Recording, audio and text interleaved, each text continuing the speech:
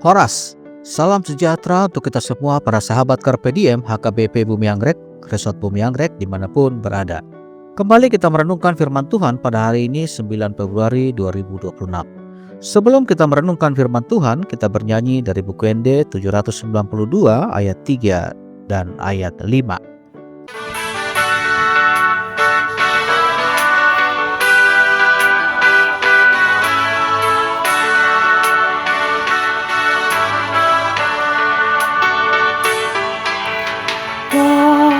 Kasih-kasihani Tuhan, sayu sehondani, saya pehantani Tuhan, lehon tua gagani, di pertidian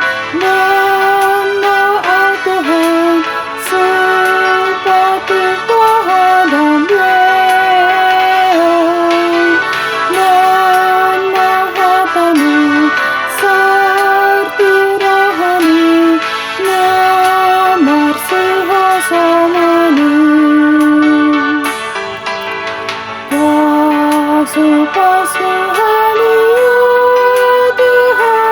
Tuhan, sayu sehondani,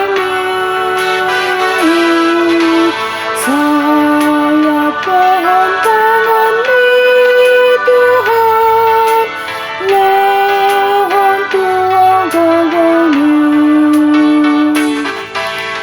di pertidian sepagenggeng hati karang, terganggang maaf, rapan hurian, hati pohon nadenggang. Kasih-kasihani Tuhan, sayu sehondani,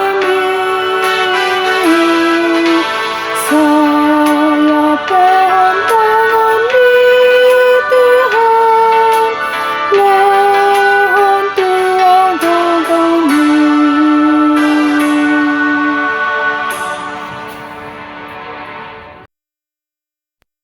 Firman kita pada hari ini diambil dari Ester 4 ayat 14. Sebab jika engkau berdiam diri pada masa seperti ini, maka kelegaan dan pertolongan akan timbul bagi orang Yahudi dari sumber lain. Tetapi engkau dengan kaum keluargamu akan binasa. Siapa tahu, mungkin justru untuk masa yang seperti ini engkau menjadi ratu. Demikian firman Tuhan. Sahabat Carpe Diem yang dikasihi oleh Tuhan Yesus Kristus, untuk memahami kekuatan ayat ini, kita perlu masuk ke dalam ceritanya.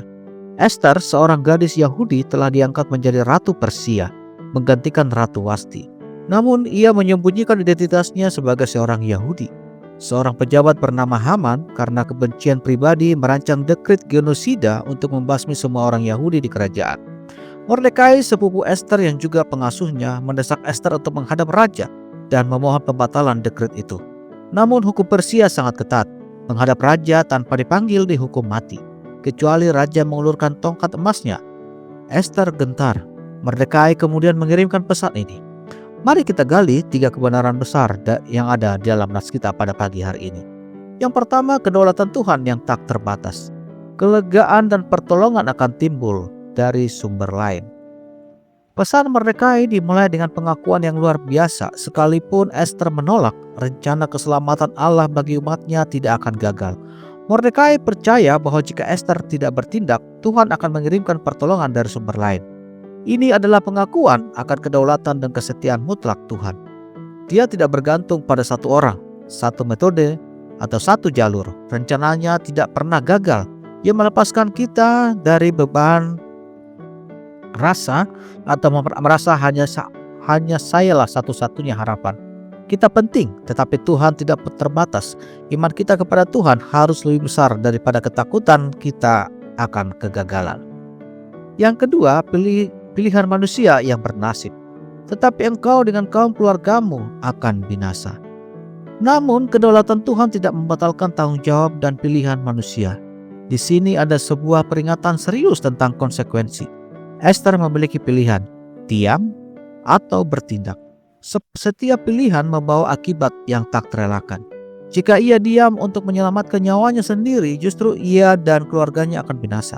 Terkadang jalan yang tampak paling aman bagi diri kita sendiri justru adalah jalan yang paling berbahaya bagi jiwa dan masa depan kita. Mordekai mengajak Ester untuk melihat melampaui rasa takut jangka pendek menuju pada realitas jangka panjang. Hidup kita pun diwarnai pilihan-pilihan seperti diam melihat ketidakadilan atau bersuara, memikirkan diri sendiri, atau berkorban untuk kebaikan yang lebih besar. Yang ketiga, tujuan ilahi yang tersembunyi. Mungkin justru untuk masa yang seperti ini engkau menjadi ratu. Inilah puncak penjelasan kalimat yang mengubah perspektif dari Ester. Kedudukannya sebagai ratu bukanlah akhir dari sebuah kisah sukses, tetapi sarana untuk sebuah misi penyelamatan. Semua peristiwa dalam hidupnya, yaitu yatim piatu, dibawa ke istana, dipilih menjadi ratu, mungkin sedang disusun untuk kedaulatan Tuhan. Untuk masa yang seperti ini adalah undangan untuk melihat hidup dan segala posisi kita, apakah itu sebagai orang tua, pekerja, pemimpin, ataupun sebagai teman.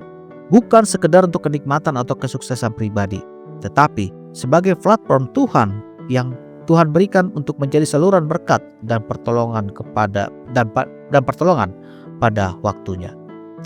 Lalu bagaimana firman kita berbicara pada kita hari ini? Yang pertama adalah melihat posisi kita dengan mata iman.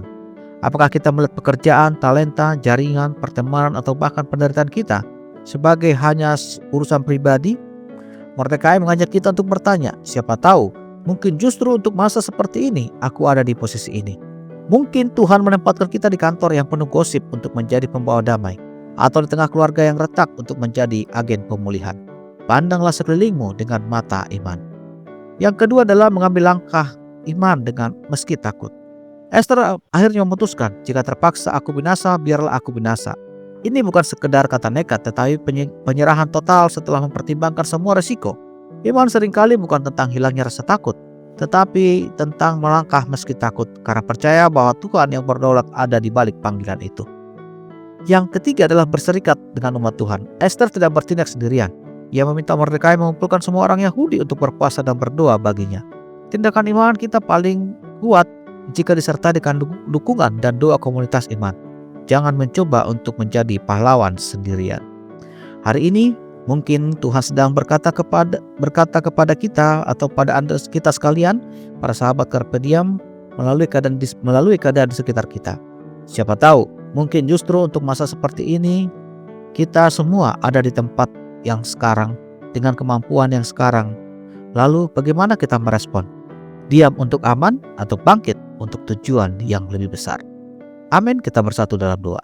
Terima kasih Bapa untuk segala penyertaan-Mu. Terima kasih Tuhan segala pertolongan-Mu. Ajari kami Tuhan untuk memahami firman-Mu Tuhan, seperti yang kami terima pada pagi hari ini ya Tuhan. Kami serahkan hidup kami ke dalam tangan-Mu, segala tugas kami ke dalam tangan Tuhan Yesus Kristus Tuhan kami. Ampunkan segala dosa-dosa dan kesalahan kami. Kasih karunia dari Tuhan Yesus Kristus dan kasih dari Allah Bapa dan persekutuan Roh Kudus menyertai kita sekalian hari ini dan sampai selama-lamanya. Amin.